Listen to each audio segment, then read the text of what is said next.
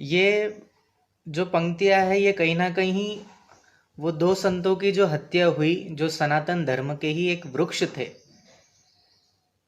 ये मानो उन संतों की ही पंक्तियां हैं कि जलते घर को देखने वालों, फूस का छप्पर आपका भी है। जलते घर को देखने वालों, ये घास का छप्पर आपका भी है। आग के पीछे तेज हवा है, आगे मुकद्दर आपका ही है। उसके कत्ल पर मैं भी चुप था, अब मेरा नंबर आया है। उसके कत्ल पर माने किसी और, हाँ बैटरी लो हो रही है, हाँ। उसके कत्ल पर मैं भी चुप था, अब मेरा नंबर आया है। मेरे कत्ल पर आप भी चुप है, तो अब अगला नंबर आपका है। तो अगला नंबर आपका है। अब हमें चुप नहीं रहना है। और कईयों के मन में ये सवाल था, मुझे भी कई रात को भी फ़ोन आए, अभी सुबह भी फ़ोन आए और मेरे से पूछा कि स्वामी जी ये घटना किन लोगों के द्वारा अंजाम दिया गया, ये लोग कौन थे और इन संतों को क्यों मारा। तो शायद ही ये बात अभी तक किसी ने आपको बताई होगी और उन लोगों के नाम शायद ही आपको किसी ने बताए होंगे। लेकिन आज जो मैं आपको बताने जा रहा हूँ वो बहुत ही समझने योग्य, ध्यान देने योग्य बात है और उस पर हम सब सनातनियों का आक्रोश बिल्कुल जायज़ है।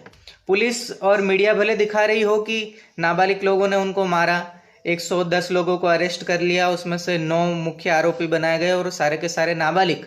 इसका अर्थ ये हुआ कि दोषी सब के सब छूटने वाले हैं। और ये जैसे महाराज जी ने बताया, ए टीम बी टीम ये दोनों अपने कार्य में सफल होने वाली लगती है। लेकिन अब हमें इस पर आवाज़ उठाना है। ये ज़रा वीडियो आप सुन लीजिए और इसमें शब्द सुनिए, बहुत आपको पता चलेगा कि ये किया किसने।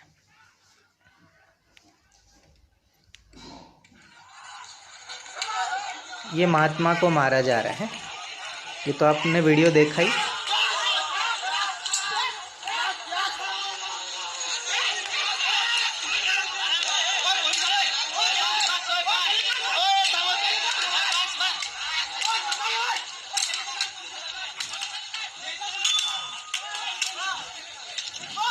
कितनी बर्बरता से मार रहा है,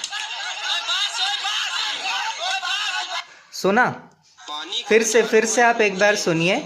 आखिरी में इस धर्मांध ने एक व्यक्ति का नाम लिया।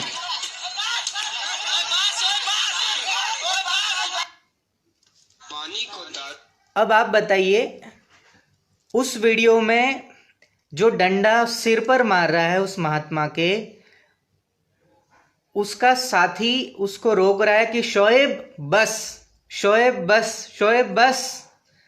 ये कितनी बार बोला है अब ये शोएब क्या हमारे हिंदू का नाम है?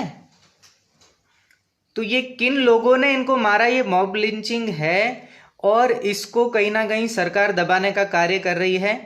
हमें तो ऐसा ही लग रहा है, क्योंकि जहां नाबालिगों के चेहरे ये लोग सामने ला रहे हैं और जहां एक बुजुर्ग संत की, आज वो बुजुर्ग, ये जो लोग इनको डंडे मार रहे हैं, वो उनके घर में भी तो इतनी उम्र के कोई बुजुर्ग होंगे जो कम इनके दादा की उम्र के थे, परदादा की जितनी उम्र के, 70 वर्ष के वो बुजुर्ग महाराज श्री कल्पवृक्ष गिरी जी थे और उनको इतनी बेरहमी से मारा और बिना कारण मारा।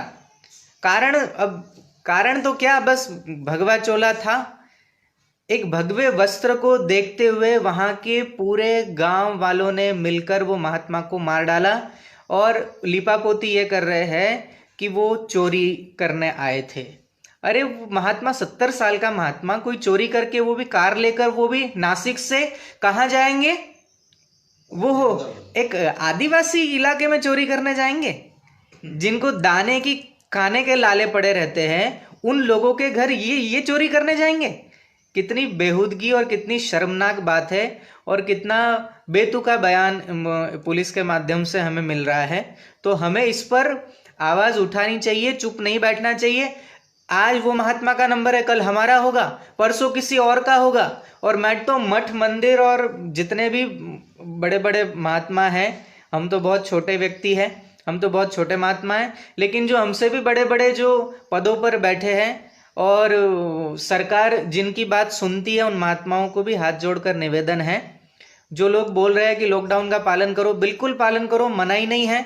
लॉकडाउन के बाद हमें कोई कदम उठाना चाहिए, बिल्कुल उठाना चाहिए, लेकिन अगर उन लोगों के द्वारा एक दो महात्माओं की हत्या, साथ में ड्राइवर भी, 3 लोगों की हत्या अगर लॉकडाउन के दौरान जायज़ है, तो फिर हमें भी, मैं ये नहीं कहता लॉकडाउन तोड़ो, लेकिन हाँ, हम तोड़ने में भी सक्षम हैं। हम लॉकडाउन तोड़कर भी महाराष्ट्र पहुंच सकते हैं। और मुख्यमंत्री महाराष्ट्र के उद्धव ठाकरे जी से भी एक अपील कर रहे हैं। अभी तो हाथ जोड़ के अपील ही हम कर सकते हैं और अपील ही करेंगे कि आप जल्दी से जल्दी इस पर कोई ना कोई आपकी ओर से आधिकारिक रूप से बयान आए, क्योंकि अभी तक आपने एक शब्द भी इस विषय पर नहीं बोला है। अगर आपके पिताजी होते तो ये घटना होने के 1 घंटे के बाद, वैसे तो होती नहीं घटना, लेकिन अगर हो भी जाती तो इनको छठी का दूध याद दिलाने की क्षमता थी आपके पिताजी में। आपका नेतृत्व इतना हमें मजबूत नहीं लग रहा है। आपका इस विषय पर कोई बयान न आना, ये कहीं ना कहीं आपके ऊपर, पूरे महाराष्ट्र में नहीं पूरे देश में प्रश्न चिन्ह खड़े कर रहा है। आपकी विश्वसनीयता, आप पर जो विश्वास था सनातनी हिंदुओं का, वो कहीं ना कहीं कमजोर पड़ रहा है और उसका खामियाना आपको आगे भविष्य में उठाना पड़ सकता है। आप ज़्यादा से ज़्यादा हो सकता है वो पुलिस वालों को अपने उस पद से हटा दो, वहाँ से निकाल दो, लेकिन हम चाहते हैं कि उनको हटाए नहीं, वरन उन पर भी हत्या का केस इन पर भी दर्ज हो और इन पर कड़ी कार्रवाई की जाए। और मैं तो कहता हूँ, साधु संतों की ओर से मैं ये कहता हूँ, समस्त हिंदू समाज की ओर से मैं ये कहता हूँ कि ये जितने भी लोग वीडियो में दिख रहे हो डंडे मारते हुए, और वो शोएब चिल्ला रहा है, शोएब बस कर, ऐसे शोएबों को बीच चौराहे पर खड़े होकर गोली मार देनी चाहिए, क्योंकि ये इसी काम के हैं। अब आप मुझे बताओ, कोई महात्मा चोरी करने क्यों वहां जाएगा? और अरे, एक बुजुर्ग भी हमारे घर में हो, गांव में हो, तो हम उसका आदर करते हैं। वो बेचारे से चला नहीं जाता तो हम उसको सहारा देते हैं। हाँ, लेकिन फिर भी देखो ना, बिना किसी कारण के, बिना किसी दोष के आज 2 महात्माओं की हत्या कर दी जाती है। और हमारे देश में वो मीडिया भी खबर चलाने में हिचकिचाती है या खबर दिखाती भी है, तो उसका दृष्टिकोण ही बदल देती है कि वो गांव के लोग चोरी के बहाने से, उनके अफवाहें थी और फिर उन्होंने ये कुकृत्य कर दिया। अरे, अफवाह भी थी तो पुलिस थी ना वहां पर। उन अफवाहों का निराकरण करने के लिए, वो अफवाहों भले उड़ भी गई होगी, लेकिन पुलिस वहां थी। वहां के पढ़े लिखे सुशिक्षित लोग पुलिस के भरोसे बैठते, पुलिस को पूछते, पुलिस को सौंपते अगर वो चोर थे। लेकिन यहाँ तो देखने को मिल रहा है कि पुलिस ने स्वयं ही गांव वालों के भरोसे छोड़ दिया महात्मा को, और गांव वालों ने पीट कर निरीहता से, बर्बरता से उनकी हत्या कर दी। तो ये मॉब लिंचिंग के श्रेणी में नहीं आता क्या? और अगर आता है तो मीडिया फिर खुलकर इसकी सच्चाई का बयान करे। और देखो, अभी तक वो चिल्ला चोट में कभी किसी ने पता नहीं ध्यान दिया न दिया हो, लेकिन मैंने ये सुबह में ही पूर्ण रूप से ये चिल्ला चोट मैंने सुनी कि मैं तो चाह रहा था कि वो महात्मा क्या बोल रहे हैं, मैं वो महात्मा के वचन सुनना चाह रहा था कि डंडे पड़ने पर भी वो महात्मा किसको पुकार रहे हैं, किससे अर्जी लगा रहे हैं, क्या कर रहे हैं। लेकिन उस बीच में मुझे ये आवाज़ सुनने को मिल गई कि शोएब बस कर। तो अब इसको, अब ये शोएब नाम का ये जो है वीडियो, ये शोएब नाम इसमें आया है, तो क्या मीडिया इसको निष्पक्षता से बताएगी? और अगर नहीं बताती है तो हमारा और आपका कर्तव्य होता है कि ये जन जन तक, प्रत्येक व्यक्ति तक ये वीडियो शेयर होना चाहिए। आप अभी भी, जो भी, हमारा तो हृदय जल रहा है, कांप रहा है, और हम ये सोच रहे हैं कि क्या करें कि जिससे वो महात्मा को न्याय मिले। तो हमें न्याय भी अगर चाहिए है तो हम कानूनी लड़ाई लड़कर न्याय लेंगे। हमें इनलीगल तरीका नहीं अपनाना है। हम कोई कानून के विरोध जाकर कोई कदम नहीं उठाना चाहते, लेकिन प्रशासन से हाथ जोड़कर यही विनती करते हैं कि जितना हो सके उतना अधिक जल्दी से जल्दी इन दोषियों को सजा हो और वो महात्माओं को न्याय मिले। और सरकार से भी, वहाँ की सरकार से भी हाथ जोड़कर विनती है कि तुरंत इस पर कार्रवाई कठोर से कठोर हो, सख्त से सख्त हो। और केंद्र में बैठी हुई सरकार से भी हाथ जोड़कर विनती है, इसको हल्के में न ले, क्योंकि ये कहीं ना कहीं हमारे हिंदुत्व पर, हमारे धर्म पर आघात है। और अगर हमारी वर्तमान सरकार अगर इस समय भी अगर नहीं जागी और हमारे सनातनी अगर इस समय नहीं जागे, तो अगला नंबर फिर आपका है, अगला नंबर हमारा है।